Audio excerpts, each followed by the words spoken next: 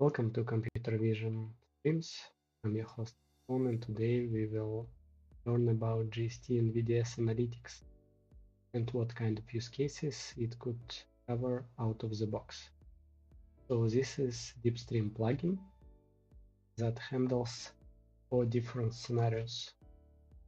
Handles region of interest filtering, overcrowding detection, which is just region of interest counting plus threshold. Then we have direction detection and line crossing. Let's see how this works. In a simple DeepStream pipeline, I configured 4 of them, and we will see them in action. Here in orange, we have a region of interest for overcrowding detection. Once the count is more than a predefined threshold, this zone will be considered as overcrowded. In yellow, we have just a region of interest filtering that will produce a count of different objects that were detected by detection model. Then we have a couple of line countings.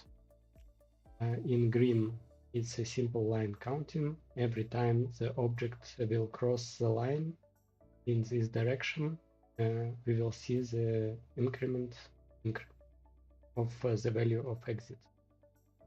And the incoming direction will produce the special metadata for each object that is moving in this direction. As you see, we have additional label direction incoming. Let's see how to implement this pipeline. So pipeline is pretty simple. We start with NVDA source bin. In our case, it reads from the file, but the camera in general case. Then we add our Nvdstream muxer and Nv-infer to detect persons and vehicles.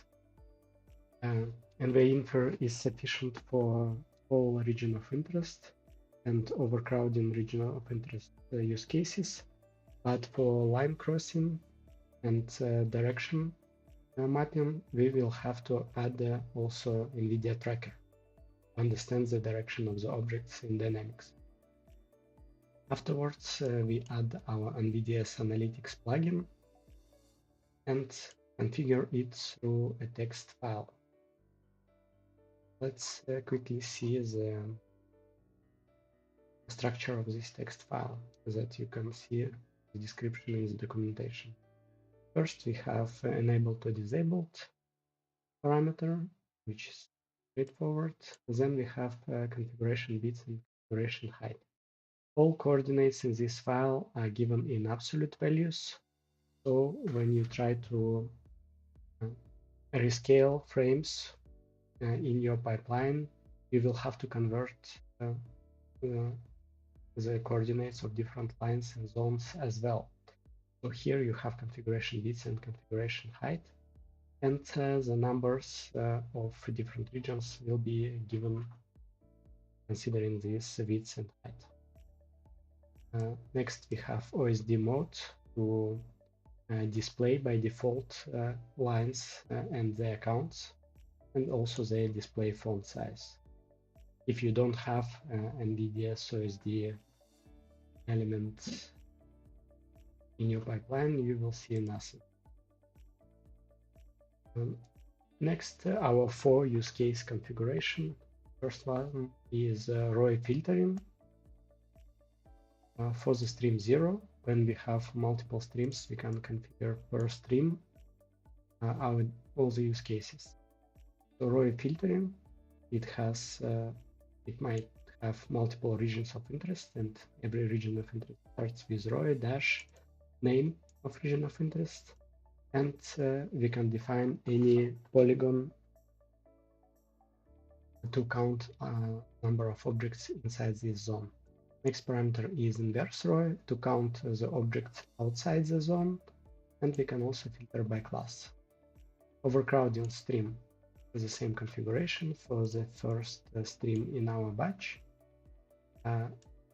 Same idea for region of interest that could be named, but we have additional parameter that is object threshold that will be verified, and the Boolean value will say if this threshold were met.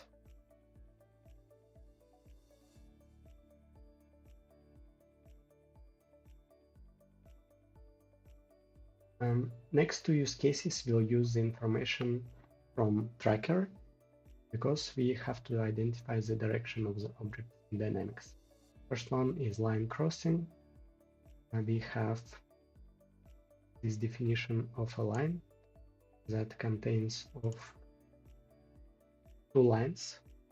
The first four elements will define the direction, and the next four elements will define the line itself. Here we can see this information in the documentation. Line crossing. First four coordinates line direction, and the second four coordinates line crossing. We can filter by class ID. The important parameter is if you consider this line extended or not. By default, it is not extended. And when the line is not extended, we consider only objects that really had some intersection with this line and crossed this line. For example, none of the persons passing on the left, even if they went in the correct direction, will not trigger the counting of the line. If you want to draw a small line, but then consider the extension of this line, you should put the parameter extended to 1. And also you can disable the support of direction by choosing mode loose. In that way, by default, it will count in both directions. Or you can choose mode strict, it will consider the direction of this rule. And the last use case is a direction detection that has multiple directions that are labeled direction and the name of the direction, and that are defined by the vector. You can also filter by class IDs, and this rule will just add additional metadata to your objects that are aligned with this direction. As you have seen, it's quite straightforward to use this plugin, and we already can implement a lot of different use cases for advanced video analytics just by using these 4 simple rules. For example, if you analyze the direction, the vehicles on the highway, just by using direction detection, you can detect different vehicles that are not going in the correct direction and report objects. Or you can detect parking lots, and with region of interest filtering, you can check if parking lot is empty or occupied by one of the objects. For more complex use cases, Nvdsanalytics has a couple of drawbacks. Very simple. For example, here you are very limited by default implementation that considers only the bottom center coordinate of the bounding box for intersections and for calculating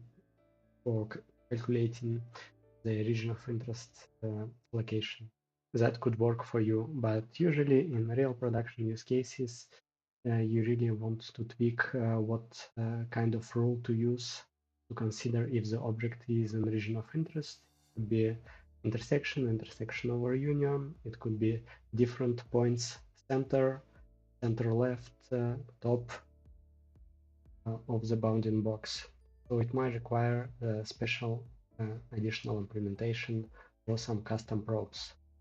But Nvdsanalytics is always good to have, and will cover many different use cases out of the box. In the next video, we will see how to use a web user interface to configure different rules of Nvdsanalytics, and because sometimes it might be difficult to configure those lines without user interface. If you find this video helpful, consider subscribing to the channel If you need some code or some help, don't hesitate to drop a comment or contact me on other social media. And I will see you in the next episode.